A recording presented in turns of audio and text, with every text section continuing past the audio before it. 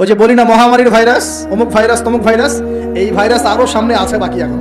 আর এখনকার নতুন রিসার্চ হচ্ছে ওই সাইবেরিয়া অঞ্চলের যে বরফগুলো আছে না, ওর নিচে এই 1 লাখ বছর 1.5 লাখ বছর 2 লাখ বছর আগের ভাইরাসগুলো নতুন করে জায়গা শুরু করেছে এখন। হ্যাঁ, এগুলো বিজ্ঞানীরা বলছেন যে এগুলো আবার কোন দিন জানি পৃথিবীতে আত্মপ্রকাশ করা শুরু হয়। সবকিছুই ঘটবে, বিশ্বটার খুব রহস্য আছে, বিশ্বটার অনেক রহস্য আছে। আল্লাহ পাক এগুলো খেলার ছলে সৃষ্টি করেন নাই, পরীক্ষা। লিয়াবলুয়াকুম আইয়ুকুম আহসানু আমালা, আল্লাহ পাক বলেছেন। এরপরে ইয়াজুজ আর মাজুজের সব প্রজাতি মারা যাবে। নবীজি বলছেন জমিনে কোনো জায়গায় ফাঁকা থাকবে না, সমস্ত জায়গাতেই ওদের দেহ পড়ে থাকবে। আল্লাহু আকবার। এরপরে ঈসা আলাইহিস সালাম আল্লাহকে বলবেন, আল্লাহ জমিনটাকে পবিত্র করে দাও। আল্লাহ পাক কি করবেন জানেন? বড় বড় নখরওয়ালা, বড় বড় নখ আছে, নখ দেখেছেন? বড় বড় বড় বড় নখওয়ালা একটা স্পেশাল প্রজাতির পাখি আল্লাহ পাঠাবেন। কি পাঠাবেন? পাখি। এটা কোন পাখি, কি নাম আমরা জানি না। ঠিক এরকম করে এই এক শ্রেণীর পাখি আল্লাহ পাঠাবেন যাদের নখগুলো খুব বড় বড় হবে, বিশাল বিশাল নখ। এই নখগুলো দিয়ে তারা দেহগুলোকে উঠাবে, উঠিয়ে নিয়ে কোথায় যে ফেলে দিবে আল্লাহ ভালো জানেন। সুবহানাল্লাহ, আল্লাহু আকবার। আল্লাহ পাক বিশ্বে কত কি বাকি রেখেছেন এখন। এরপরে আল্লাহ পাক কি করবেন জানেন? আল্লাহ পাক বৃষ্টি বর্ষণ করবেন। এত বেশি বৃষ্টি হবে, এত বৃষ্টি হবে, জমিন ধুয়ে পরিষ্কার হয়ে যাবে। হাদিসে আসছে জমিন একদম চকচক করবে, জমিটা পরিষ্কার হয়ে চকচক করতে থাকবে। এরপরে কারণ ওই ভাইরাস তো ধুইতে হবে না, ভাইরাসকে ধুয়ে সাফ করতে হবে। তারপরে ঈসা আলাইহিস সালামের সময়ে বলা হচ্ছে, তার সময়ে একটা ডালিম, ডালিম দেখেছেন কিনা? আনার ডালিম, এই ডালিমের যে খোসা হয় না, এই ডালিমের খোসার নিচে একটা পুরো পরিবার আশ্রয় নিতে পারবে। কি বুঝলেন? এত বড় বড় ফল হবে, এত বরকত হবে জমিনের মধ্যে।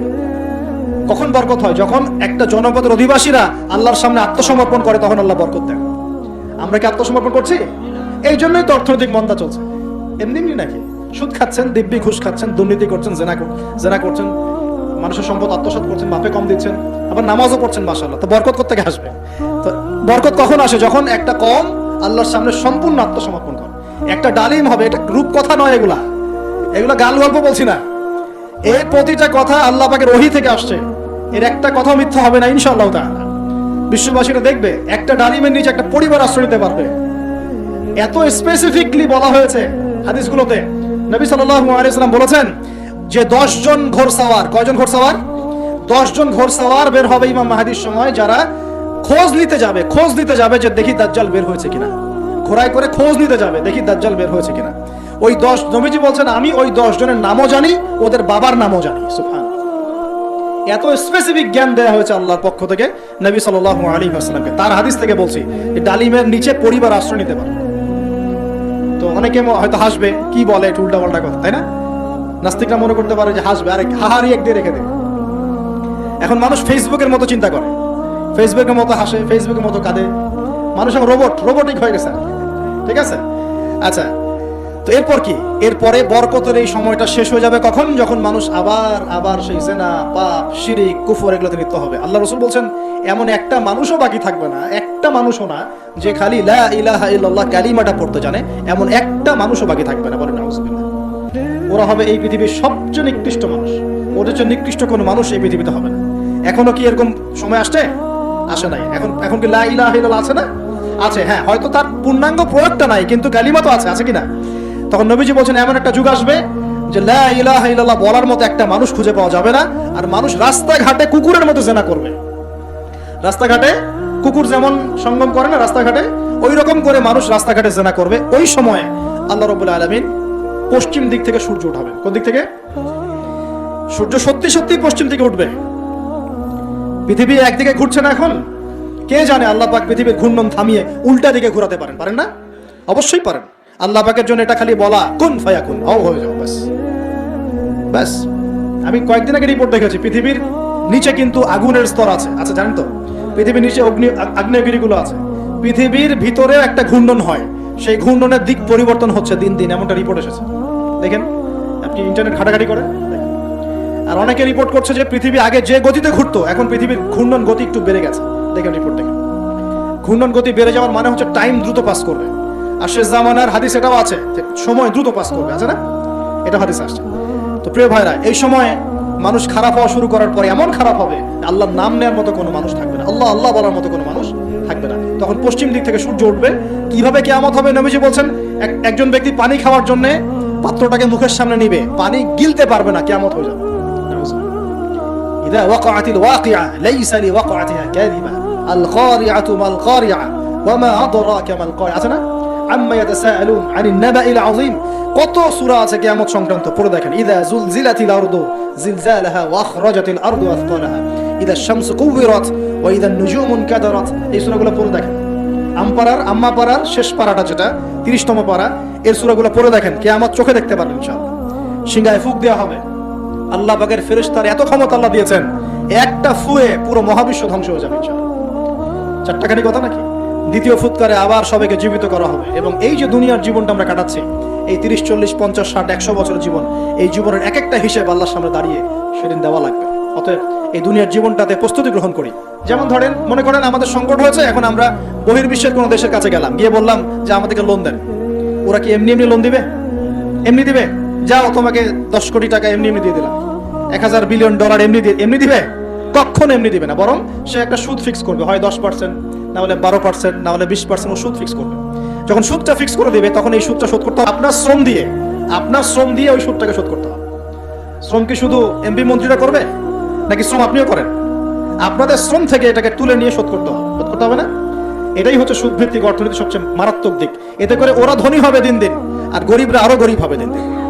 আল্লাহ পাক এমনি বলেন নাই ইয়ামহাকুল্লাহুর রিবা ওয়া ইউরবিস সাদাকা। আল্লাহ পাক সুদের মধ্য দিয়ে একদম সম্পদ সংকুচিত করে ফেলেন। সম্পদ সুদের মধ্য দিয়ে সংকুচিত করে ফেলেন, আর সাদাকার মধ্য দিয়ে সম্পদ প্রসারিত হয়। এই আয়াতগুলো খালি পড়লে হবে না, বুঝতে হবে, না বাস্তবে প্রয়োগ করতে হবে? আচ্ছা, আরো ব্যাপার আছে। এখন সুদ দেওয়ার সময় কি হবে জানেন? যদি দেখা যায় আপনার, মনে করেন $1 সমান সমান 80 টাকা, মনে করেন, যদি দেখেন এই সুদগুলো পরিশোধ করতে পারছেন না, দেখবে যে ডলারের এগেনস্টে আপনার টাকার মান কমে যাবে। তখন হয়ে গেল $1 সমান সমান 100 টাকা। কয় টাকা বাড়লো? 20 টাকা। 20% বেড়ে যাওয়া মানে হচ্ছে আপনার বেতন যদি হয় 100 টাকা, এখন বেতন হয়ে গেছে 80 টাকা। বুঝতে পারছেন না মনে হয়? আপনার বেতন যদি হয় 100 টাকা, এখন বেতন হয়েছে 80 টাকা। 100 টাকা শ্রম দিয়েছেন, 80 টাকার প্রফিট পাবেন। 20 টাকা গায়ে ওটা কোথায় গেল? ওই যে সুদ দিয়েছে ওর পকেটে চলে গেছে। আপনার অর্থও চলে গেল, আপনার শ্রমও চলে গেল। এর উপর আরো অনেক বিষয় আছে। আজকে ইকোনমিক্স নিয়ে বুঝালে আপনার মাথা খারাপ হয়ে বলবেন যে ভাই কি শুরু করলেন। এগুলো শুধু অর্থনীতির কথা নয়, এগুলো ইসলামের কথা। কিসের কথা? আল্লাহ রাব্বুল আলামিন এই কিতাবের মধ্যে প্রতিটা বিষয়ের সমাধান দিয়েছেন। প্রত্যেকটা বিষয় আল্লাহ পাক এই সংকটগুলোর সমাধান দিয়েছেন। তোমরা অপচয় বন্ধ করো। কি বন্ধ করো? অপচয় বন্ধ করো। নিশ্চয়ই অপচয়কারীরা শয়তানের ভাই। নিশ্চয়ই কি অপচয়কারীরা? আমরা একটু ওয়াদা করতে পারি যে আমরা ইনশাআল্লাহ এই রমজান থেকে অপচয় বন্ধ করে ফেলবো। কোনো প্রকার অপচয় করবো না ইনশাআল্লাহ। না সময় অপচয় করব, না গ্যাস, না পানি, না তেল, না টাকা, না কিছুই অপচয় করবো না। পারা যাবে ইনশাআল্লাহ? বরং যেটা আমি বাঁচাতে পারবো সেটা আমি আমার পরিবারের জন্য তো সেভ করবোই, পাশাপাশি আমার প্রতিবেশী, আমার আত্মীয় এবং দুস্থ মানুষের কল্যাণে ব্যয় করবো। পারা যাবে ইনশাআল্লাহ? এই জিনিসটা একাকী করব, যদি আমার কোনো অ্যাসোসিয়েশন থাকে সে তার আন্ডারে করবো, আরো যদি বড় কোনো দায়িত্ব থাকে তার আন্ডারে করবো। পারা যাবে ইনশাআল্লাহ? 1 নাম্বার শিক্ষা। 2 নাম্বার, আপনাদের সবার জাকাতগুলো অবশ্যই দেওয়ার ব্যবস্থা করবেন। পারবেন ইনশাআল্লাহ? জাকাতের খাত 8টা। ওলামায়ে কেরামের কাছে জিজ্ঞাসা করে নেবেন কোন কোন খাতে জাকাত দেওয়া যায়, আপনাকে বলে দিবেন ইনশাআল্লাহ। সূরা তাওবার 60 নম্বর আয়াত। সূরা তাওবার 60 নম্বর আয়াতে জাকাতের খাতগুলো বর্ণনা করা আছে। এখানে একটা কথা বলি, অমুসলিমদেরকেও জাকাত দেওয়া যায়। জাকাতের যে খাতগুলো আছে না, 8টা খাত, এর মধ্যে একটা খাত আছে অমুসলিমকেও জাকাতের টাকা দেওয়া যায়। কেন দিব না আমরা? যদি একজন অমুসলিম ভাই খুব দরিদ্র হয়, তার পাশে দাঁড়ানোর দরকার নাই? সে কি মানুষ না? তার সাথে কি আমরা শত্রুতা পোষণ করব? তাকে ঘৃণা করব? না। তার উপর কি ইসলামকে জোর করে চাপিয়ে দিব? না। আমরা তাকে হেল্প করব জাকাতের টাকা দিয়ে, যাতে করে সে ইসলাম সম্পর্কে একটা ভালো ধারণা পায়, এবং ইনশাআল্লাহ ওই দেখা যাবে উপকার করার ফলে তার মনের মধ্যে ইসলাম সম্পর্কে ভালো ধারণা আসবে। একদিন সে ইসলাম মুসলিম হয়ে যাবে ইনশাআল্লাহ। এমন হতে পারে না? তা আমরা কিন্তু ইসলাম পরিপূর্ণ আসলে ইম্পোজ করতে পারি না। অমুসলিমদের সাথে আমাদের শত্রুতা থাকবে কেন? তাদের সাথে আমরা মৈত্রীর সম্পর্ক রাখবো। একটা কান্ট্রির মধ্যে কি মুসলিম অমুসলিম মারামারি করবে, বিদ্বেষে জড়াবে? সে তার ধর্ম তার মতো করে পালন করবে, আমরা আমাদের ধর্ম আমাদের মতো করে পালন করব। বরং কোরআন বলছে জাকাতের যে সম্পদ, যে খাত আছে, এই খাতের মধ্যে ওয়াল মুআল্লাফাতু কুলুবুহুম একটা খাত আছে। তাদের অন্তরকে আল্লাহর দিকে আকৃষ্ট করার জন্য অমুসলিমদেরকেও জাকাত দেওয়া যায়। তো আমরা সবাই জাকাতগুলো দিব তো ইনশাআল্লাহ। এরপরে আছে সাদাকাতুল ফিতর, এটাও দেওয়ার চেষ্টা করবেন। এটা তো আপনারা জানেন সাদাকাতুল ফিতর দিতে হয়। এরপরে রমজানে বেশি বেশি দান সাদাকা করবেন। এগুলো কিন্তু অপচয় হচ্ছে না, এগুলো পরকালে সঞ্চয় হচ্ছে ইনশাআল্লাহ। এই দান সদকা পরকালে সঞ্চয় হচ্ছে না? আল্লাহ রাসূল বলেছেন যে একটা খেজুর দান করে, একটা খেজুর হালাল উপার্জন থেকে একটা খেজুরও যদি দান করে, এই দানটাকে আল্লাহ পাক বড় করতে থাকেন, আদর মহব্বত করে বড় করতে করতে করতে পাহাড়ের সমান বাড়িয়ে দেন। বলেন সুবহানাল্লাহ। আর একটা হাদিসে নবীজি বলেছেন, তোমরা এক টুকরো খেজুর দান করার বিনিময়ে হলেও জাহান্নামের আগুন থেকে বাঁচার চেষ্টা করো। প্রিয় ভাইরা, রমজান মাসে আমলগুলো করার চেষ্টা করেন, ইনশাআল্লাহ তাআলা সমাজের সংকটগুলো কেটে উঠবে ইনশাআল্লাহ। যদি এগুলো বাংলার মানুষ আমল করতে ব্যর্থ হয়, দেখেন রমজান মাসে কি হয়।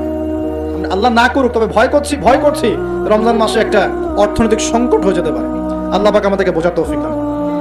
প্রিয় ভাইয়েরা, আরো যে বিষয়গুলো বলছিলাম, রমজান মাস আসার আগেই এই কিতাব, আল্লাহ পাকের কিতাব অবশ্যই তেলাওয়াত করা শিখে নেন। সবাই তেলাওয়াত করতে পারি তো ইনশাআল্লাহ? আমি একটা সিস্টেম শিখিয়ে দিচ্ছি, প্রত্যেকদিন এক পারা করে পড়বেন, প্রত্যেকদিন এক পারা, তাহলে 30 দিনে আপনি 30 পারা পড়ে শেষ করে ফেলবেন। এতে করে চাপও পড়বেন আপনার উপর বেশি, আপনার বিরক্তিবোধ আসবে না, অন্য কাজগুলো করতে পারবেন। 1 ঘন্টা 1.5 ঘন্টার মধ্যে এক পারা পড়ে শেষ করে ফেলবেন, পারা যাবে ইনশাআল্লাহ। ইনশাআল্লাহ তাআলা আল্লাহ পাক সবাইকে কোরআন পড়ার তৌফিক দান করুন এবং অর্থ সহ বুঝে পড়ার তৌফিক দান করুন। আর কোরআন তেলাওয়াত কিন্তু শিখতে হবে ভালো করে। কোরআন তেলাওয়াতটা ভালো করে না শিখলে যা হয়, সারা জীবন ভুল তেলাওয়াত করে যাবেন, অর্থ বিকৃত হয়ে যাবে, অর্থ কিন্তু পাল্টে যাবে। রমজান আসতে যে সময়টা বাকি আছে, এই সময়ের মধ্যেই কোরআন তেলাওয়াত করা শিখে নেন, আল্লাহ পাক তৌফিক এনায়েত করুন। আর যদি রমজান মাসে অনলাইনে কোর্স করতে পারেন, ইনশাআল্লাহ নিয়াত করেছি পুরো রমজান মাস অনলাইনে কোরআন শেখানো হবে ইনশাআল্লাহ তাআলা, 1 ঘন্টা করে। যারা ক্লাস করতে পারবেন তারা ক্লাস করবেন। এরপর রমজানের একটা কথা বলে সামনে যাব, সেটা হলো তারাবি নামাজ তো আমরা পড়ি, এর পাশাপাশি শেষ রাত্রে গিয়ে কমপক্ষে 2 রাকাত নামাজ পড়ার চেষ্টা করবেন। কখন? একদম সাহরি করার আগে, সাহরি করার একটু আগে, কমপক্ষে আধা ঘন্টা আগে হলে ওঠার চেষ্টা করবেন। কমপক্ষে 2 রাকাত নামাজেরও পড়ার চেষ্টা করবেন, কারণ ওই সময় দোয়া ইনশাআল্লাহ ডাইরেক্ট কবুল হয়ে যাবে ইনশাআল্লাহ। আর রোজাদারের দোয়া খুব বেশি কবুল হয়, রোজাদারের দোয়া কিন্তু খুব বেশি কবুল হয়। 3 ব্যক্তির দোয়া ফেরত দেওয়া হয় না, রোজাদারের দোয়া ফেরত দেওয়া হয় না। আর সন্তানের জন্য পিতার দোয়া ফেরত দেওয়া হয় না। আর যে মুসাফির, আমরা মুসাফিরের দোয়া আল্লাহ ফেরত দেন না। আলহামদুলিল্লাহ, আমরা দোয়া করি আল্লাহ পাক আমাকে সহ আপনাদের সবাইকে রমজান মাসে সুস্থতার সাথে সমস্ত রোজা রাখার তৌফিক দান করুন এবং রমজান মাসে কোরআনকে সময় দেওয়ার তৌফিক দান করুন, কোরআন পড়া, বোঝা, গবেষণা করার তৌফিক দান করুন, অন্যকে কোরআন শেখানোর তৌফিক দান করুন। আল্লাহ পাক রমজান মাসে আমাদের সবার অর্থনৈতিক সচ্ছলতা দান করুন এবং রিজিকের মধ্যে বরকত আল্লাহ দান করুন। আল্লাহ পাক আমাদের কৃষির মধ্যে বরকত দান করুন, আল্লাহ পাক আমাদের ব্যবসার মধ্যে বরকত দান করুন, আল্লাহ পাক আমাদের দান সৎকার মধ্যে বরকত দান করুন এবং আল্লাহ রাব্বুল আলামিন আমাদের সবাইকে রমজান মাসে তারাবি, তাহাজ্জুদ, জিকির আজগার, তাসবিহ, তাহলিল, ভালো কাজের আদেশ, অন্যায় নিষেধ, এই কাজগুলোতে ব্যস্ত থাকার তৌফিক দান করুন। আমরা দোয়া করি আল্লাহ রাব্বুল আলামিন আমাদের সবাইকে যেন পারিবারিকভাবে, সামাজিকভাবে এবং রাষ্ট্রীয়ভাবে ইসলাম পালন করার তৌফিক দান করেন। এখন একটা বিষয়ের দিকে ইঙ্গিত করছি, আজকে জুমার দিন ছিল, জুমার দিনে সূরা কাহাফ কারা কারা পড়েছেন? হাত উঁচু করেন দেখি। মাশাআল্লাহ, যা অনেকেই পড়েছেন। নবী সাল্লাল্লাহু আলাইহি ওয়াসাল্লাম এই একটা সূরাকে বলেছেন, এই একটা সূরাকেই তিনি বলেছেন যেই সূরাটা আপনাকে মাসিহুদ দাজ্জালের ফিতনা থেকে বাঁচাবে। হঠাৎ করে দাজ্জালে কেন আসলাম? কারণ সারা বিশ্বে এখন চলমান যে 4-5টা ইস্যু চলছে, একটা হচ্ছে ইউক্রেন রাশিয়ার যুদ্ধ, একটা মানে ইউক্রেন রাশিয়া আসলে মানে পশ্চিমাদের সাথে রাশিয়ার যুদ্ধ আর কি, ইউক্রেন রাশিয়া নয়, এখানে ন্যাটোর সাথে রাশিয়া লড়াই করছে। দ্বিতীয় ইস্যু চলছে কোরআন পুড়িয়ে দেওয়া ইস্যু চলছে না, কোরআন পুড়িয়ে দেওয়া ইস্যু। একটা ইস্যু চলছে অর্থনৈতিক মন্দা সারা বিশ্ব জুড়ে, একটা ইস্যু চলছে এখন ধামাচাপা পড়ে গেছে, কিন্তু যখন সময় হবে তখন আবার রাইজ করতে পারে, সেটা হলো করোনা ইস্যু। আছে না, মাঝখানে খুব দৌড়ঝাঁপ হলো, হঠাৎ এখন নাই, এখন আছে নাই, আবার যদি ওদের প্রয়োজন হয় তখন এই ইস্যু আবার নিয়ে আসবে আর কি, ঠিক আছে? আচ্ছা, তারপরে এখন চলছে আরেকটা নতুন সবচেয়ে মারাত্মক ইস্যু, সেটা হলো ফিলিস্তিনিদেরকে দেখলে গুলি মেরে দিতে বলা হয়েছে। দেখেছেন? দেখেন নাই? আমরা যে মসজিদটা দেখেছি আল আকসা, দেখেছেন? এই আকসাকে সরিয়ে দিয়ে সেখানে 3rd টেম্পল নির্মাণ করার প্ল্যান হচ্ছে। মানে এই যে 3rd টেম্পল তো বোঝেন না, হাইকেলে সুলাইমানি, মানে ওরা মনে করে যে তারা বানু ইসরাইল, একটু বোঝেন, ওরা মনে করে যে ওরা বানু ইসরাইল, আসলে ওরা বানু ইসরাইল নয়, ওরা হচ্ছে ইউরোপিয়ান জিউস। ওরা মনে করে যে ওদের একজন মাসিহ আসবে। কে আসবে? মাসিহ মানে ত্রাণকর্তা। মাসিহ মানে কি? ত্রাণকর্তা, যে আসলে তারা শুধু আরব না, সারা বিশ্ব তারা শাসন করবে, এমনটা তারা মনে করে। এবং ওদের ধর্মগ্রন্থে একটা আছে তালমুদ, কি নাম? তালমুদ। এই তালমুদের মধ্যে এটা লেখাও আছে যে একজন মাসিহ আসবে, যে মাসিহ আসলে তারা বিশ্ব শাসন করবে। বাস্তবতা হচ্ছে ওই মাসিহ এসেছিলেন, আসেন নাই? ওই মাসিহ সত্যি এসেছিলেন, কিন্তু তারা তাকে চিনতে পারে নাই। সেই মাসিহের নাম কি? নবী ঈসা আলাইহিস সালাম। আমরা বলি না মাসিহ ইবনে মারইয়াম, আমরা বলি না ঈসা আলাইহিস সালামকে আল্লাহর মাসিহ না, ত্রাণকর্তা। ঈসা আলাইহিস সালামকে তারা চিনতে ব্যর্থ হয়েছে এবং তাকে তারা হত্যারও চেষ্টা করেছিল, কিন্তু আল্লাহ রাব্বুল আলামিন তাকে উঠিয়ে নিয়েছেন কোথায়? আল্লাহর কাছে। ওয়া মা কাতালুহু ওয়া মা সালাবু, তারা তাকে হত্যাও করে নাই, ক্রুশবিদ্ধ করতে পারে নাই, বরং আল্লাহ পাক তাকে বাল রাফাআহু আল্লাহু ইলাই, আল্লাহ পাক তাকে তার কাছে উঠিয়ে নিয়েছেন।